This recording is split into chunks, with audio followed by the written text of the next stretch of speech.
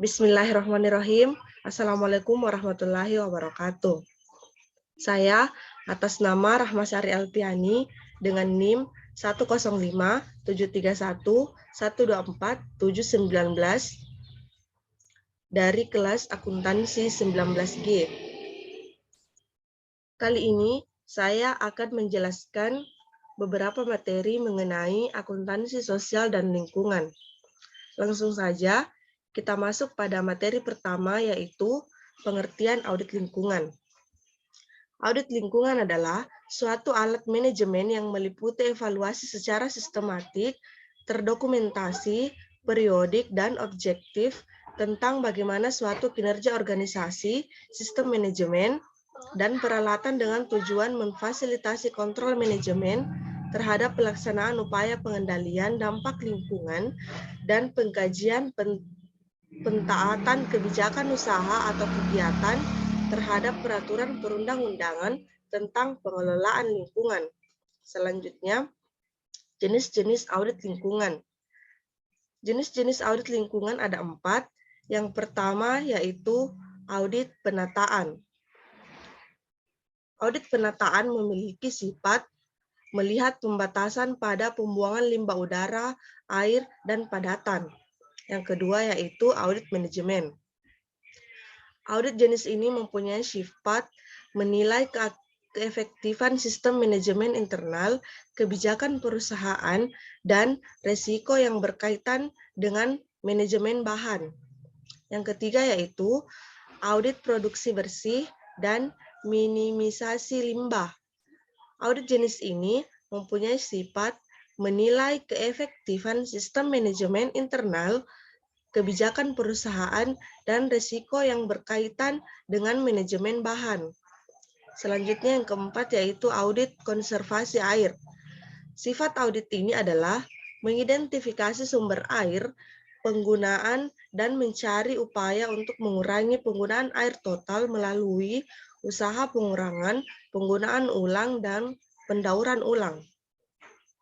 Selanjutnya, tata cara audit lingkungan.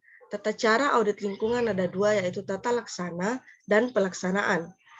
Tata laksana sendiri terbagi menjadi 4, yaitu yang pertama daftar isian, yang kedua checklist, yang ketiga daftar pertanyaan, dan yang keempat pedoman. Pelaksanaan juga terbagi menjadi 4, yaitu yang pertama pendahuluan, yang kedua pra-audit, yang ketiga kegiatan lapangan, dan yang keempat pasca audit. Selanjutnya, manfaat audit lingkungan.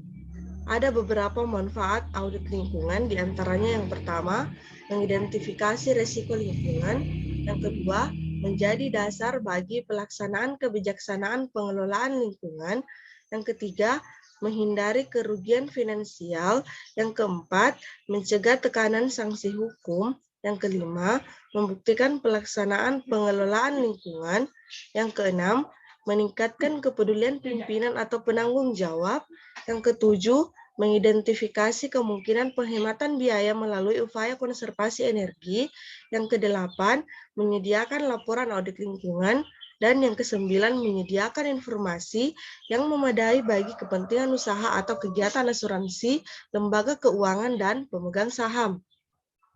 Selanjutnya, lingkungan hidup dan entitas bisnis.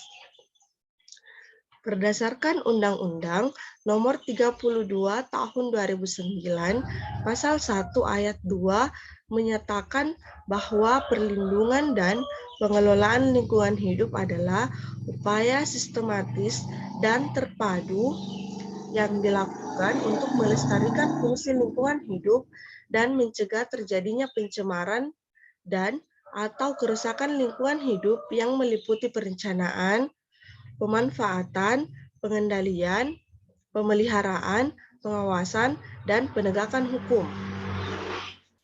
Tujuan perusahaan sebagai suatu entitas bisnis adalah mencari laba untuk saat ini maupun pada masa depan, melayani pasar secara bersaing, menciptakan suasana kerja yang kondusif bagi seluruh karyawan sehingga tercipta rasa aman dan kemampuan untuk bersaing serta berkreasi demi kemajuan perusahaan.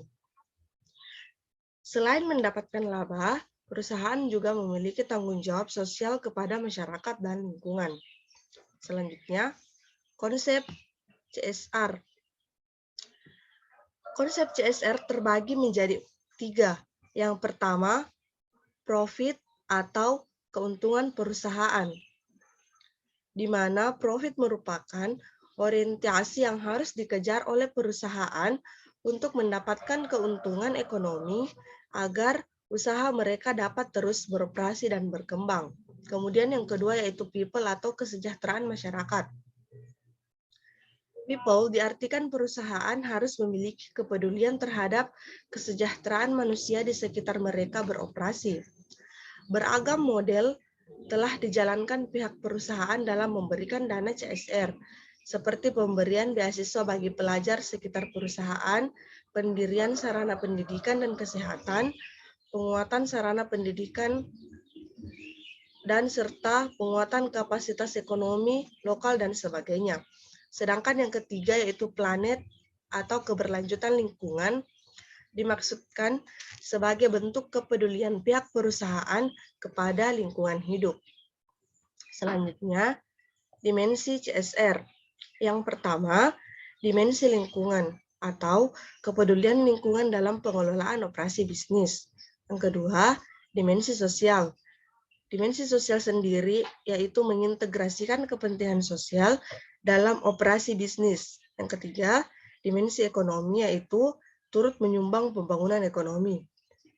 Yang keempat, dimensi pemangku kepentingan atau stakeholder, di mana interaksi pemangku kepentingan perusahaan. Dan yang kelima, dimensi kesukarelaan atau melebihi kewajiban.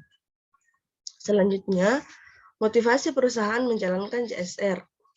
Secara sederhana, dapat dikatakan bahwa CSR bertujuan untuk menghasilkan manfaat ekonomi, sosial, dan lingkungan sesuai dengan makna dalam 3 pilar pembangunan berkelanjutan. Adapun tujuan instrumen CSR ada 4, yaitu yang pertama, untuk mendorong perubahan budaya dan manajerial melalui pembangunan berkelanjutan. Yang kedua, untuk mendukung akuntabilitas organisasi.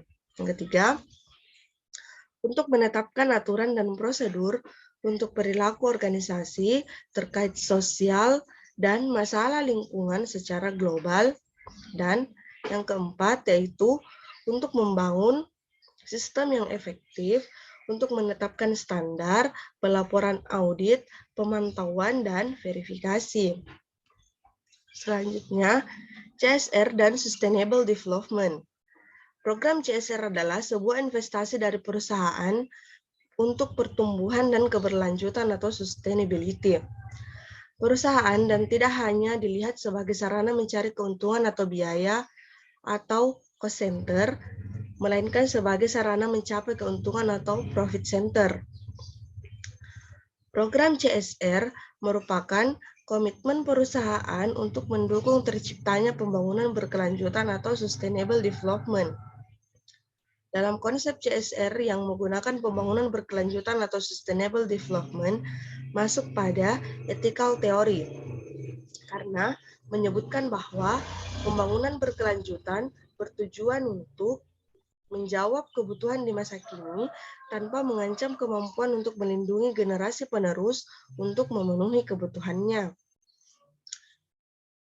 Dengan penerapan program CSR pada konsep sustainable development dalam perusahaan, maka akan memudahkan bisnis dalam sebuah perusahaan guna mengimplementasikan program-program untuk dimasukkan sebagai bagian strategi bisnis.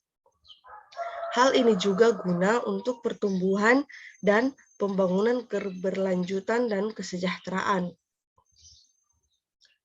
Selanjutnya yaitu lingkungan bisnis di era perdagangan bebas. Pemecahan masalah tentang perdagangan bebas termasuk dalam beberapa kategori. Yang pertama, perjanjian perdagangan bebas.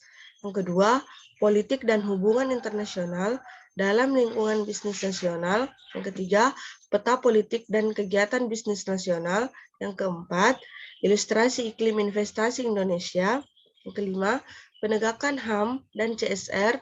Dan yang terakhir yaitu analisa hubungan politik, perdagangan bebas, HAM, dan CSR.